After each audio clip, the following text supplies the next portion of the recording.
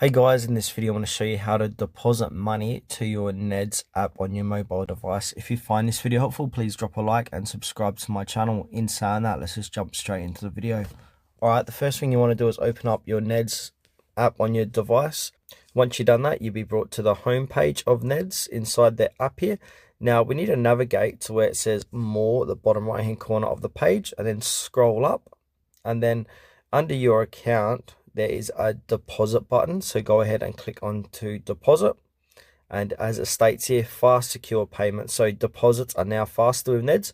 Try Pay ID today so your funds are instantly available in your Neds account. So if that's something you want to do, you can go ahead and pay via Pay ID, which is this here. But they've got a few different options. So actually, they got 4 instant deposits, they state. So you can use a Visa, MasterCard, you got Pay ID, you got PayPal, you've even got Google Pay. But if you want to do a 1 to 3 day deposit time, we can do a bank transfer or do a BPay.